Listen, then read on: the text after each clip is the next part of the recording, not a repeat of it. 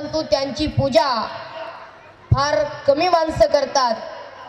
पण माझ्या राजाचं एकही मंदिर नाही, परंतु कोट्यावधी माणसं माझ्या राजाची पूजा करतात, असे जाणते राजे छत्रपती शिवाजी महाराज.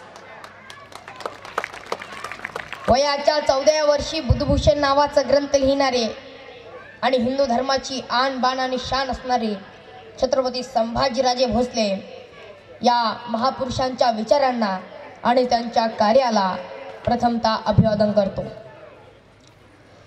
आजच्या कार्यक्रमाचे सन्माननीय योगेश भाऊ पठारे युवमंच व त्यांचे सर्व सहकारी आणि ज्यांच्यामुळं आपल्या समोर येता आलं असे सन्माननीय श्री निलेशजी मुंगसे व त्यांचे सर्व सहकारी आणि ज्यांच्या देखण्या संयोजनातून हा देखणा सोहळा उभा राहिला असे शिवशाही युवा प्रतिष्ठान भोसे व त्यांचे सर्व सहकारी. तुमच्या आयुष्यातला आनंद गणरायाच्या काना इतका विशाल असावा. अडचणी उंदरा इतक्या लहान असाव्यात. आयुष्य त्यांच्या सोंडे इतकं लांब असावं आणि आयुष्यातील क्षण मोदकासारखे गोड असावे. या गावच्या भावी उपसरपंच योगेश भाऊ पठारे यांना वाढदिवसाच्या लाख लाख शुभेच्छा. जिजाऊंच्या संस्काराचा, शिवरायांच्या विचारांचा आणि शंभूंच्या पराक्रमाचा साक्षीदार म्हणजे माझा महाराष्ट्र. शाहूंच्या पुरोगामी लढ्यांचा, बाबासाहेबांच्या लेखणीचा, अण्णाभाऊ साठेंच्या लोककलेचा आणि महात्मा ज्योतिबा फुलेंच्या क्रांतीचा वारसदार म्हणजे माझा महाराष्ट्र. इतिहासाचा साक्षात्कार, समतेचा प्रसार आणि अखंड भारताचा आधार म्हणजे माझा महाराष्ट्र. कष्टकरी शेतकऱ्यांचा, दीनदलित दुबळ्यांचा, 105 हुतात्म्यांच्या बलिदानांचा आणि दिल्लीच्या तख्तालाही घाम फोडणाऱ्या आमच्या जिगरबाज मावळ्यांचा महाराष्ट्र. महाराष्ट्र म्हणजे काय? महाराष्ट्र म्हणजे अन्यायाचा कर्दनकाळ. महाराष्ट्र म्हणजे गनिमासाठी तुपानी जंजाळ. महाराष्ट्र म्हणजे औरंगजेबाच्या स्वप्नाला भासलेला महाकाळ.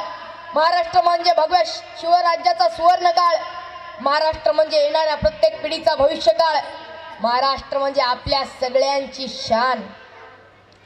शोभा नावाचं पोर जगाला आदर्श ठरावं असं राज्य निर्माण करतो. हा चमत्कार नाही तर आविष्कार मानावा लागेल जिजाऊ व शहाजी राजांच्या विचारांचा.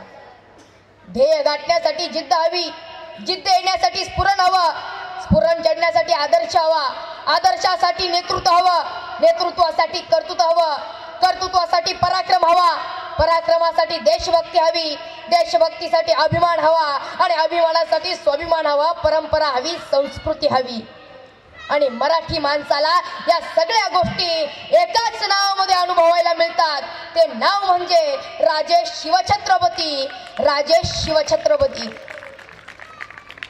कर्तृत्ववान होण्यासाठी मोठ्यांच्या पोटी जन्म घ्यावा लागतो असं काही नाही. सामान्य कुटुंबात जन्माला येऊनही व्यक्तिमत्व गाजवता येते.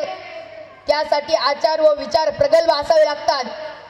मित्रांनो, उत्तम विचारांना प्रगल्भ आचारांची जोड मिळाली तर सर्वोत्तम संस्कार रुजतात. हेच आपल्याला शिवचरित्रातून शिकायचंय. शिवजन्मासोबत हिंदवी स्वराज्याच्या पायाभरणीला सुरुवात झाली. जिजाऊंनी शिवरायांना गोष्टी सांगितल्या, त्या पारतंत्र्यात सुरू झालेल्या आणि स्वतंत्रात संपलेल्या. सीतेचे हरण करणाऱ्या दुष्ट रावणाचा वध करणारे भगवान श्रीराम किती पराक्रमी, आई वडिलांच्या आज्ञा पाळणारे श्रीराम किती आज्ञाकारी होते. तर बकासुराचा वध करून दुबळ्या लोकांची सुटका करणारा महाभारतातील भीम किती पराक्रमी होता. दीन दुबळ्यांचा तारणहार श्रीकृष्ण, अशा प्रत्येक कथेत पराक्रमी पुरुषाला त्यांनी भगवंताचं स्थान दिलं आणि स्वातंत्र्याला ध्येयाचं स्थान दिलं. प्रत्येक पराक्रमी पुरुषाचं एकच ध्येय असतं की ते म्हणजे जे कोणी पारतंत्र्याच्या खाईमध्ये बुडाले असतील त्यांना वर काढून स्वतंत्र मिळवून देणं. ही जिजाऊंनी शिवरायांना दिलेली शिकवण होती. आणि त्याचसोबत आपण समान, तू आणि मीही पारतंत्र्यातच आहोत ही प्रत्येक कथेनंतर दिलेली जाणीव होती. कर्तृत्व गाजविण्याचा एकमेव मार्ग म्हणजे स्वराज्य निर्माण करणं ही शिवरायांची धारणा झाली. ती का झाली तर जिजाऊ मासेमांच्या संस्कारामुळेच. शिवरायांच्या मनात कर्तृत्वाची ठिणगी टाकताच जिजाऊंनी त्यांना राजनीती ही शिकवली. समान न्याय करण्याची वृत्ती आणि अन्याय करणाऱ्याला कठोर शिक्षा देण्याचं धाडस दिलं. शस्त्रास्त्रांच्या प्रशिक्षणावर स्वतः मासाहेबांनी बारकाईने लक्ष घातलं. मुलं आईकडून सदाचार व प्रेमाचा तर वडिलांकडून कर्तृत्वाचा वसा घेतात. पण जिजाऊ त्याला अपवाद आहेत. शहाजीराजांच्या गैरहजेरीत जिजाऊंनी दोन्ही भूमिका पार पाडल्या. पण आज आपण 21व्या शतकामध्ये जगत आहोत तरी आपल्याला शिवचरित्राचाच आधार घ्यावा लागतो. याचं कारण म्हणजे जिजाऊंनी शिवरायांवर केलेले योग्य असे संस्कार.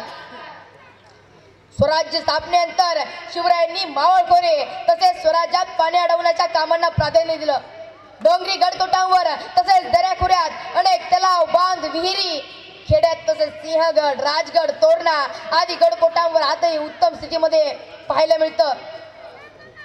शिवरायांनी गडकोट व किल्ल्यामध्ये पिण्याचे पाणी हे काटकसरीने वापरायचे कडक आदेश दिलेले होते.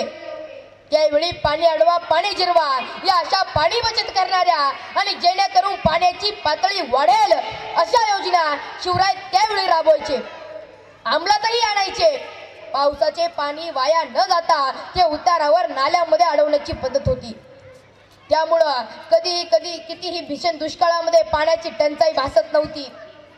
पण आज आपण 21व्या शतकामध्ये जगत आहोत तरी आपल्याला 2012, 2013, 2014 आणि 2015 आणि 2016 मध्ये भीषण अशा दुष्काळाचा सामना करावा लागला आहे.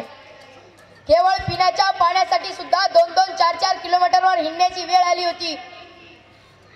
झाडे लावा झाडे जगवा हा नारा आपण रोज ऐकतो. पण शिवरायांनी त्यांच्या राज्यामध्ये वन वाढवणे, झाडे लावणे, काही कारणास्तव झाड तोडल्यास त्या जागी नवीन झाड लावणे. परंतु त्या काळात झाडे तोडण्यासाठी परवानगी घ्यावी लागायची आणि आज आपण वृक्षांची दनादना कत्तल करत आहोत आणि तेही विना परवानगी. चक्क चंदनासारख्या सागासारख्या वृक्षांची आज तस्करी केली जात आहे. याचे विषम परिणाम आज आपण भोगत आहोत. अवेळी पाऊस, वातावरणाचे दूषितीकरण, दुष्काळ असे एक ना अनेक संकटांना आपल्याला सामोरे जावे लागत आहे. दुष्काळ हा शब्द तसा अंघोळणी पडल्यासारखाच झालाय. 4 वर्षापासून सुरू असलेले होरपळ कमी होण्याऐवजी वाढत चालली आहे. पेरलेले उगलेच नाही, उगवले त्याचा उपयोग नाही. कर्ज काढून केलेला खर्च मातीत गेल्याने शेतकरी हतबल झालाय. निसर्ग कोपतोय याची सर्वात जास्त झळ आज शेतकऱ्यांना सोसावी लागत आहे. गेल्या अनेक वर्षापासून पोटच्या लेकराप्रमाणे सांभाळलेल्या फळबागांवर आज कुऱ्हाडी चालवण्याची वेळ आली आहे. आणि आज आमचे लोक पेट्रोल पंपावर पेट्रोल गप्प भरतात, मेडिकल वाल्याला हवे तेवढे पैसे देतात, सोनाराकडे खाली मान घालून पैसे मोजतात, दारूच्या बाटल्या विकत घेताना तर अजिबात घसाघीस करत नाहीत. हॉटेलमध्ये शेळेपाकी अन्न खाऊ नाही गप गुमानं पैसे देतात आणि वरून टिपही देतात. मग घाम गाळून शेतातून मोती पिकवणाऱ्या आमच्या शेतकऱ्याची भाजी विकत घेताना भाव काहो करतात. किती कृतज्ञ आहोत आपण. निसर्गाचा लहरीपणा आणि कर्ज यामध्ये पुरता हतबल झालेला शेतकरी दम तरी किती धरणार. सरकारही गंभीर परिस्थिती दखल घेत नाही. बँकांसह सावकारांचा तगादा सुरूच आहे. वीज बिले भरली नाहीत म्हणून वीज तोडण्याचे प्रकार काही थांबत नाहीत. साऱ्याच बाजूने दुर्लक्ष होत असलेला बळीराजा जगण्याच नाकारत मरणाला कवटळत आहे. आणि आज या सर्व बाबींचे आत्मचिंतन करण्याची गरज आहे.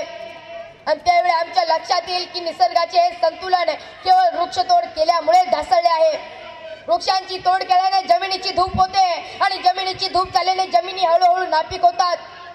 मित्रांनो, आपल्याला जर ह्या नैसर्गिक आपत्तींना थांबवायचं असेल तर शिवरायांचं जलसंवर्धन, मृदा संवर्धन आणि वन संवर्धन या पर्यावरण संबंधी धोरणांचा अभ्यास व वापर करावा लागेल.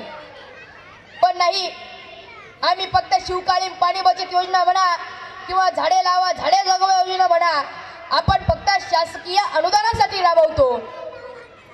पण शिवकाळामध्ये झाडे लावण्यासाठी प्रोत्साहन दिलं जायचं. त्याचबरोबर अनुदानही दिलं जायचं. आजही आपले शासन झाडे लावणाऱ्यांना प्रोत्साहन देतं, त्याचबरोबर अनुदानही देतं. पण आपले लोक फार हुशार, 10-5 अधिकाऱ्याला देतात आणि उरलेला पैसा आपल्याच खिशात घालतात. आज किती योजना या 100% प्रत्यक्षात राबविल्या जातात, एकही नाही. आणि म्हणून या सगळ्या गोष्टीमुळे आज आमच्यावर आत्महत्या करण्याची वेळ आली आहे. सांगायला अभिमान वाटतो की आजही इतर देश त्यांच्या देशामध्ये शिवकालीन कृषी प्रयोग करताना दिसत आहेत. याचे जिवंत उदाहरण म्हणजे इस्रायल हा देश. या देशामध्ये प्रतिकूल वातावरण, निसर्गाची साथ नाही, शिवाय जमीनही कमी, परंतु या देशाने शिवकालीन कृषी प्रयोग केल्यामुळे आज इस्रायल सारखा देश शेती विकासामध्ये नंबर 1 क्रमांकाचा देश आहे. याचं सर्व श्रेय छत्रपती शिवाजी महाराजांना जातं. आणि आज आमचे लोक इस्रायलची शेती पाहण्यासाठी विमानाने इस्रायलला जातात. काय गरज आहे हो इस्रायलला जाण्याची? तुझं आहे तुझं पाशी, परी तू जागा चुकलाशी. ज्या छत्रपती शिवाजी महाराजांनी या हिंदुस्थानाच्या पवित्र भूमीमध्ये जन्म घेऊन आदर्श राजे बनले आणि त्यांचे आम्ही वारसदार. काय आदर्श घेतले? शिवरायांच्या चरित्राचा सखोल अभ्यास करताना त्यांचे एक ना अनेक गुण सहज आपल्या समोर येतात. त्यापैकी छत्रपती शिवाजी महाराज सर्व जीवनच एक संघर्ष यात्रा आहे. परंतु त्यांचा संघर्ष फक्त मैदानी लढ्यापुरता मर्यादित नव्हता, तर त्यांनी त्यांच्या जीवनामध्ये अनेक धाडसी विचार मांडले आणि ते अंमलात आणताना स्वतःपासून सुरुवात केली.